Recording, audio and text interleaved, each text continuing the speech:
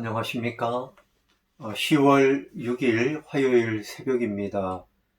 오늘 본문의 말씀은 신명기 17장 14절부터 20절까지의 말씀이 되겠습니다. 주제는 하나님을 경외하는 이스라엘 왕, 이런 주제입니다. 원래 이스라엘은 왕을 세우지 않고 하나님께서 직접 다스리시는 신정 국가의 형태를 갖춰야만 했습니다. 그런데 오늘 모세가 가나안 땅에 들어가서 혹 주변에 있는 나라들처럼 왕을 세워달라고 요구할 때에 이렇게 하라 하면서 말씀을 주신 것입니다. 그래서 왕을 세울 때에는 반드시 하나님께서 택하신 사람을 네 위에 왕으로 세워라, 그렇게 말씀을 합니다. 또 타국인 중에서 세우면 안 되고 너희 형제 동포들 가운데서 세워야 한다, 그렇게 이야기를 하지요. 그런데 그 이방의 왕들은 그 왕권을 위해서 많은 군사력, 또 병마, 구체적으로 병마를 많이 두고, 또 그런가 하면 이방의 다른 나라들과 함께 동맹국과 정략 결혼을 해서 그 권력을 강화시키려고 하는데, 모세는 그것이 하나님의 뜻이 아니라는 것입니다. 그러니까 하나님이 택하는 그 왕을 세우되 병마를 많이 두도록 하지 말 것이고, 또 애굽으로 돌아가게도 하지 말 것이고, 아내를 많이 두어서 정략 결혼을 하도록 하지 말아라. 그렇게 되면 그 여인들이 이방 신상을 섬기기 때문에 미혹당하게 될 것이다. 또 자기를 위해서 은금을 많이 쌓아두지도 말 것이다. 그렇게 이야기를 하고 있습니다. 그래서 이 하나님 앞에 왕을 세우려고 하면 하나님을 경외하는, 하나님을 잘 믿는 신실한 사람을 왕으로 세우라는 거죠.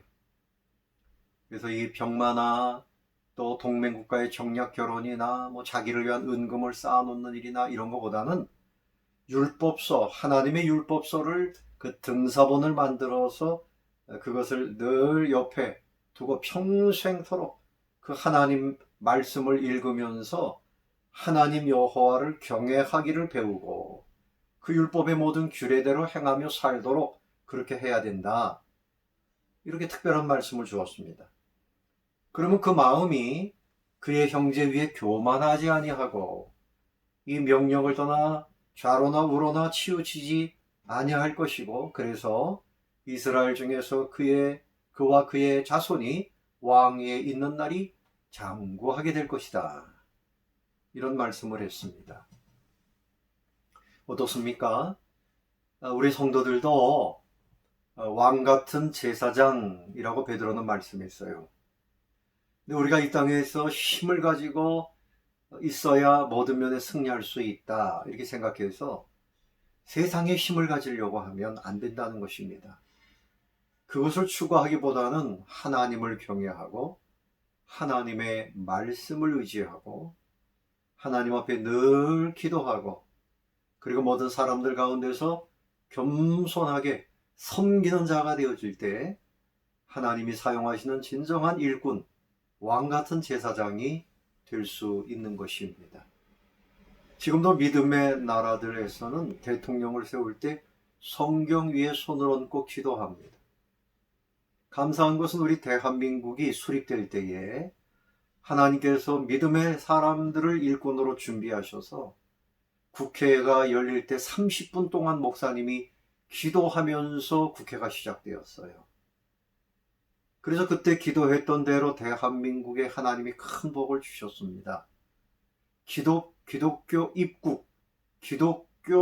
입국의 그 정신을 갖고 나라를 세우도록 하셨는데, 이제 다시 대한민국이 온 세상 가운데서 하나님의 일을 하려고 하면 세상의 힘을 의지하기 이전에 하나님의 말씀을 묵상하고 하나님을 예배하고 또 사람 간에 겸손하고 하나님의 공의를 세우고 하나님을 경외하는 그런 사람들이 되어지고 그런 지도자들이 세워질 때에 대한민국이 하나님의 손 안에서 온 세계를 섬기는 그런 귀한 역사를 이루게 될 것입니다.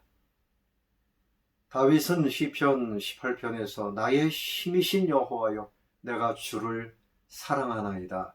그가 일국의 왕이 되었지만 자기 힘을 자랑하지 않고 여전히 하나님이 나의 능력이라고 겸손하게 그렇게 신앙생활하면서 주님의 마음에 합한 사람이 되었습니다. 오늘 이 말씀 기억하셔서 저와 여러분이 오직 하나님을 경외하고 이 땅의 지도자들이 하나님을 경외하는 그런 지도자들이 세워지기를 위해서 기도해야 되고요. 또 우리가 선택할 때에 그런 사람들을 잘 선택해야 할 줄로 압니다.